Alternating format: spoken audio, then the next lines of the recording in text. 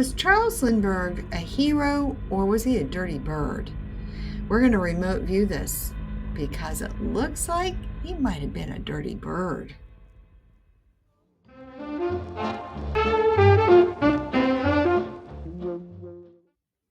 Charles Lindbergh soared into history as America's golden hero, the first to fly solo across the Atlantic. But behind the fame, a dark shadow looms. In 1932, his 20-month-old son, Charles Jr., was kidnapped from his crib in a crime that shocked the world. And a German carpenter, Bruno Hauptmann, was executed for the murder. But did the wrong man pay the price? On March 1st, 1932, baby Charles Jr. was snatched from his nursery in Hopewell, New Jersey. A ransom note demanded $50,000. The Lindberghs paid, but the child was found dead 2 months later, just miles from their home, a blow to the head the cause. After a media frenzy dubbed the trial of the century, Bruno Hauptmann was arrested in 1934 when ransom money was found in his garage. Wood from his attic matched the ladder in the crime scene. He was convicted and electrocuted in 1936, protesting his innocence until the end. Case closed, or was it? Charles Lindbergh was a national icon, and no one dared suspect him. But today, nearly a century later, chilling theories point to a sinister truth. Could Lindbergh have orchestrated the kidnapping of his own son and staged a cover-up that fooled the world? Here's why modern investigators, historians, and true crime enthusiasts suspect Lindbergh in his son's murder.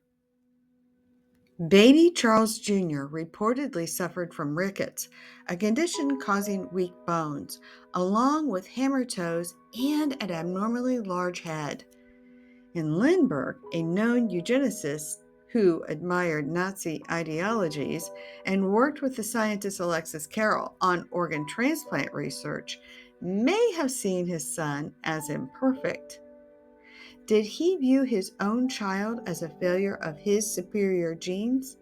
Or maybe his wife's superior genes? Approximately 2 weeks before the kidnapping of Charles Jr., Will Rogers, the renowned American humorist and actor, visited the Lindbergh family.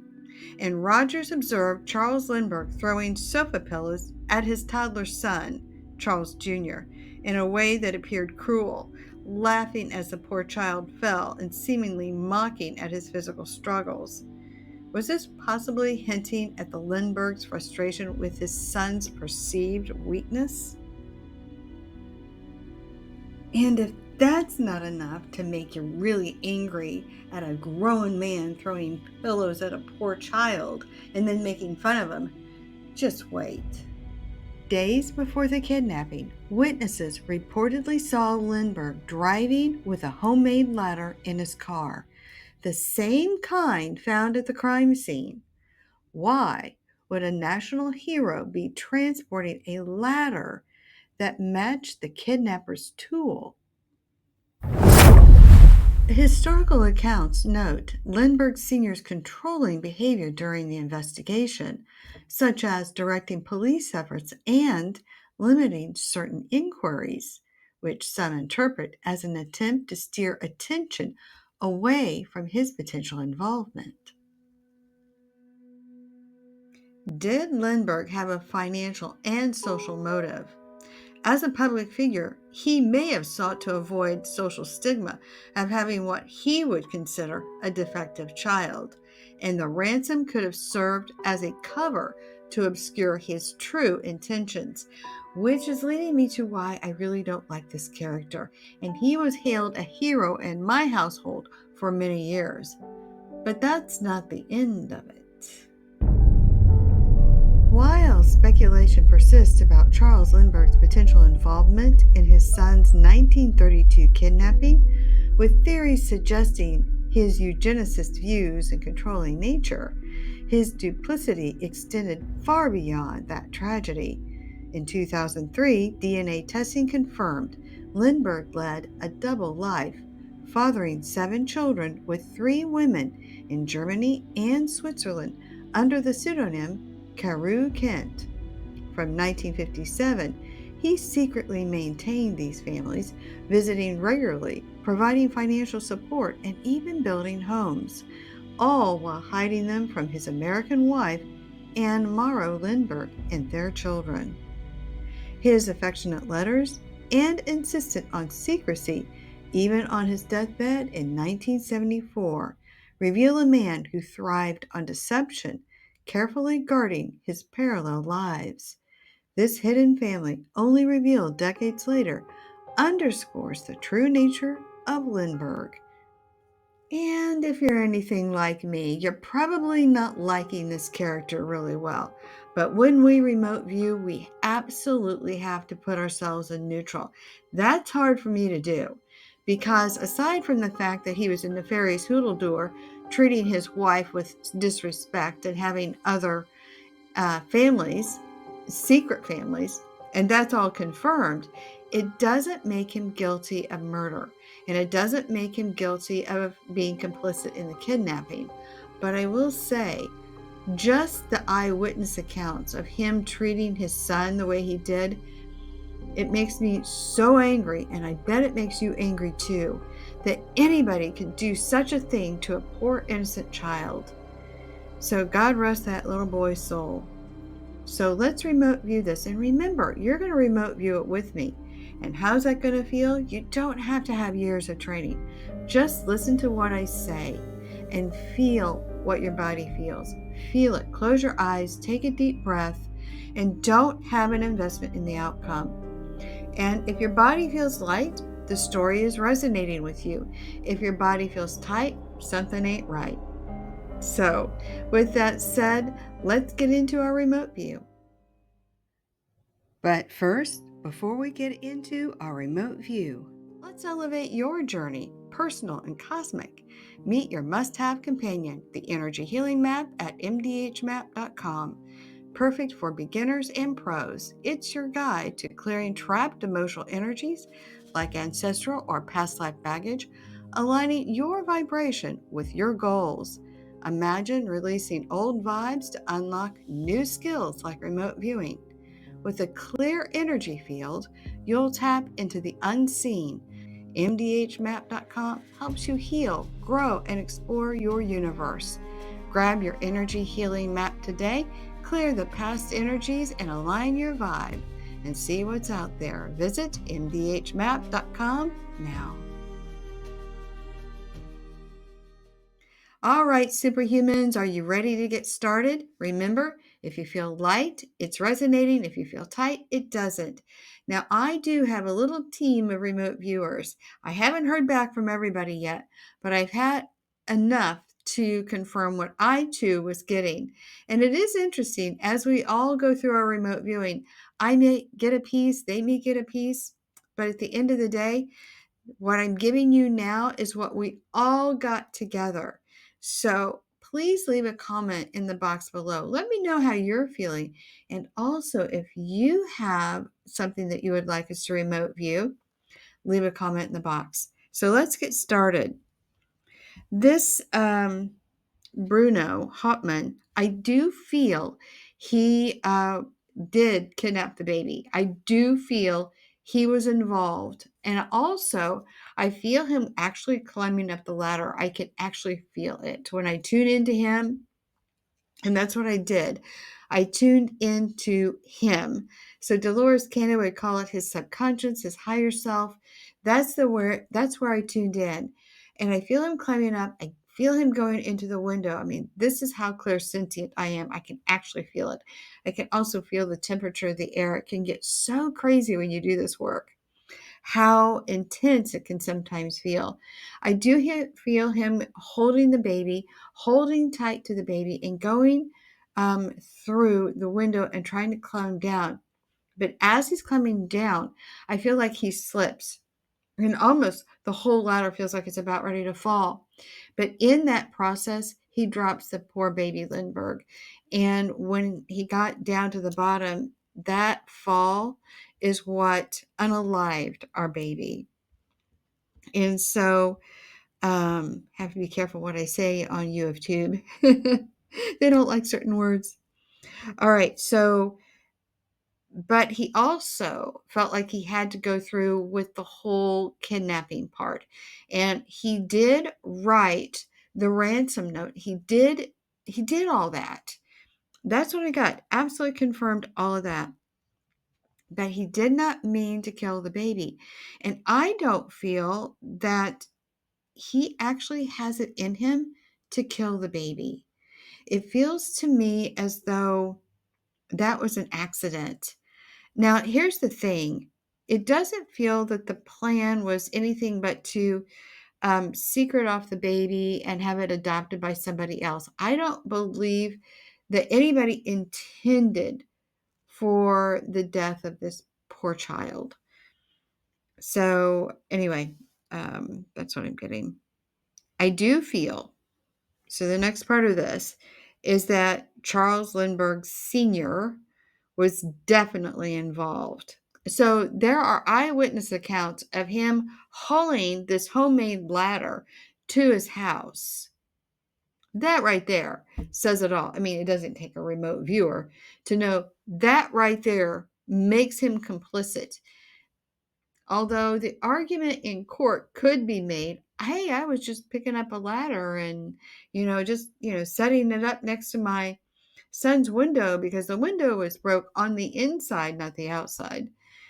So there's more to this story. I really encourage you all to pick up that book that I left. The link is in the description box below. It just makes him look pretty guilty on just the stuff that I've looked at. And I haven't looked at everything yet. I'm just giving you my remote view. At any rate, I do feel that he actually hooked up with this Bruno, and they made an agreement for him to kidnap the baby, and then he would pay him to do that, and that would be in the form of the ransom money.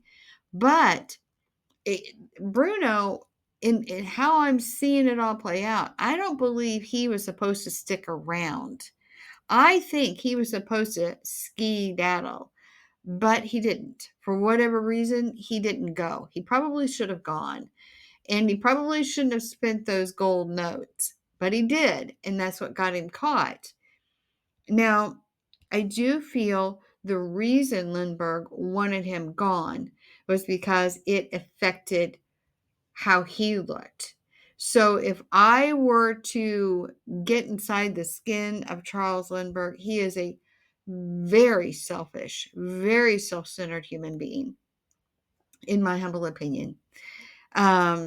It does feel to me that it's all about him.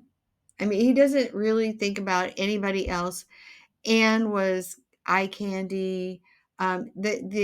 The love that he says he had, it was more love for himself than it was for anybody else.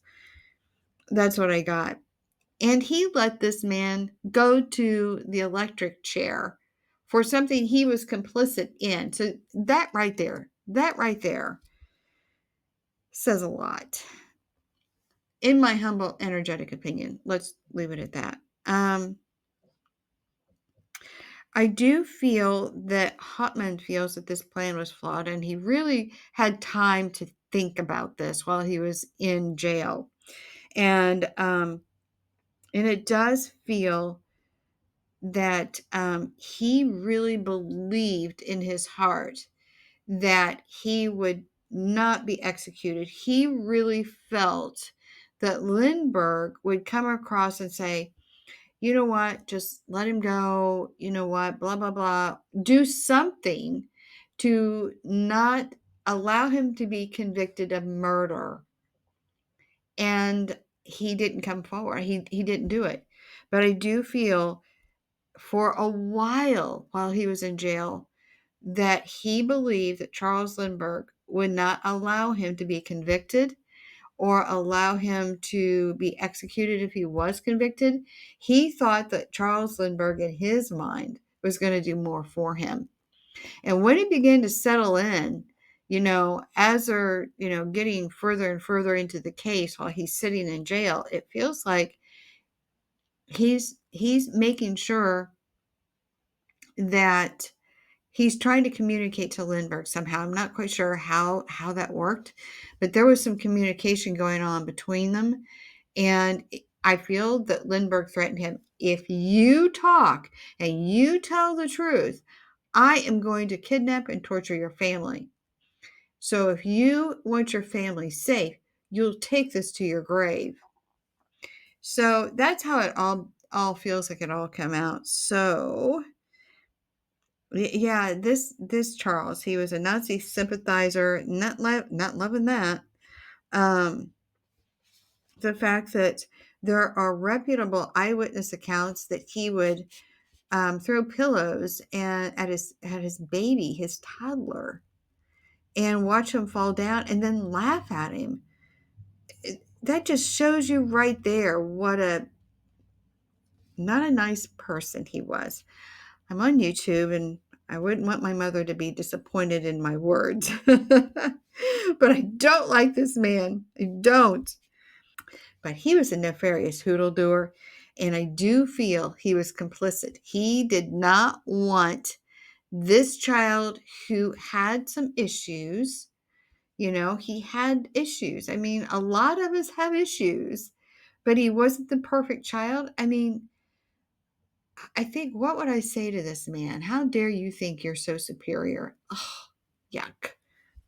Anyway, I must admit, remote viewing Charles Lindbergh was difficult for me to put myself into neutral just so I could figure out what was going on. But anytime that I allowed my emotions to rise up, and especially the anger when this poor little baby was being abused by this man, and I can't even say that without even feeling the stress of it right now.